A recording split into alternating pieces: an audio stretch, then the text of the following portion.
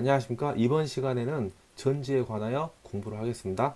먼저 1차 전지라는 것은 충전이 불가능한 전지를 이야기하고요. 망간전지, 수은전지 등이 있고요. 망간전지라는 것은 저희가 이제 그 편의점 같은 데서 자주 볼 수 있는 이런 모양의 배터리를 이야기하고요.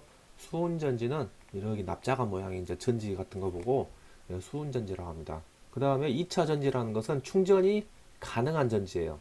납축전지가 있고요. 납축전지는 뭐 자동차용 배터리 같은 게 납축전지고요.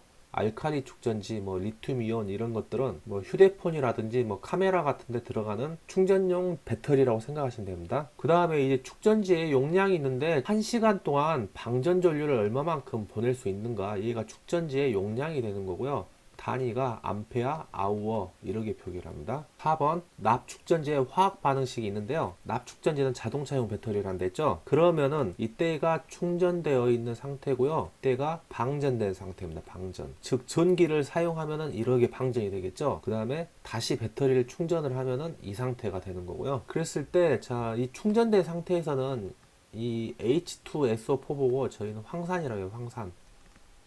황산이 전해액이 되는 거고요. 방전이 되면 이 황산이 분해가 돼서 물이 나오고 양극과 음극에 있던 PbO2가 PbSO4로 바뀝니다. 시험에 자주 나오는 것은 이 전해액을 무엇으로 쓰는지, 황산이 되죠. 황산. 그 다음에 음극이나 양극은 어떻게 변하는가 그러면은 PbSO4 이렇게 바뀐다. 이게 시험 문제 자주 나오니까요. 방전 시는 PbSO4, 충전 시 전해액은 황산이 되는 겁니다. 그 다음에 이제 전지에서 발생하는 이상현상이 있는데 분극작용과 국부작용인데, 분극작용이 시험 문제 더 많이 나와요. 그렇기 때문에 분극작용, 수소기포의 발생으로 얘가 분해가 되면서 이 H2 수소가 발생을 합니다. 근데 이 수소 발생에 이제 영향으로 해서 기전력이 감소되고요. 이때 얘를 줄이기 위해서 감극제를 사용한다. 이 정도 외워두시면 될 것 같습니다. 1번 문제 보겠습니다. 납축전지의 전해액으로는 무엇을 사용하는가?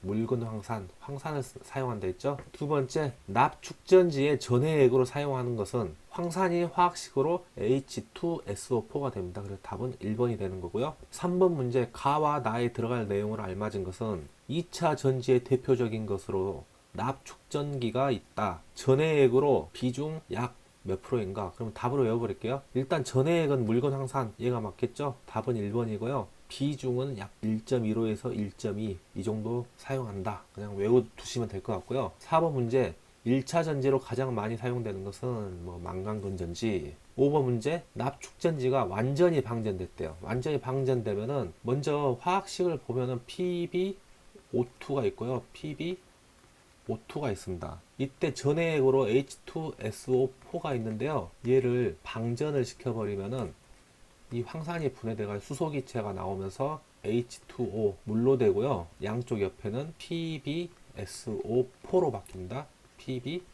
PbSO4. O2보다는 O4가 더 무겁게 생겼죠. 2에서 4로 바뀌니까. 그래서 답은 1번이고요. 6번 문제, 전지의 전압 강화 원인으로 틀린 것은 뭐 여기 보시면 분극작용과 국부작용이 있었어요. 부작용과 분극작용 보고 이제 선극작용이라고 하기도 하고요. 그 다음 이제 자기방전이라는 게 있습니다. 자체 방전.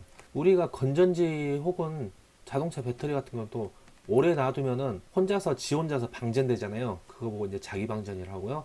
그래서 답은 4번이 되는 겁니다. 산화작용은 아니에요. 7번 문제, 알칼리 축전지의 대표적인 축전지로 널리 사용되고 있는 2차 전지는 이번엔 알칼리 축전지죠.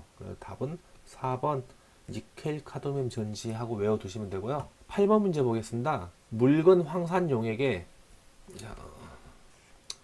이러한 용기에 H2SO4 황산 용액을 부어놨습니다. 이때 한쪽에는 아연판을 담그고요. 한쪽에는 구리판을 담갔어요. 그러면은 얘네들이 전지가 돼버립니다. 그때 구리는 플러스가 띄게 되는 거고요. 이 아연판 쪽에는 마이너스 극이 됩니다. 그래서 답은 8번은 아연판은 음극이 됩니다. 음극. 9번 문제 보겠습니다. 묽은 황산 용액에 구리와 아연판을 넣으면 전지가 된다. 8번이랑 같은 문제죠. 근데 이번에는 양극에 대한 설명을 옳은 것은 양극은 구리판이죠. 양극은 구리판이 되는 거고요. 얘가 분해가 되면서 수소기체가 발생해요. 수소.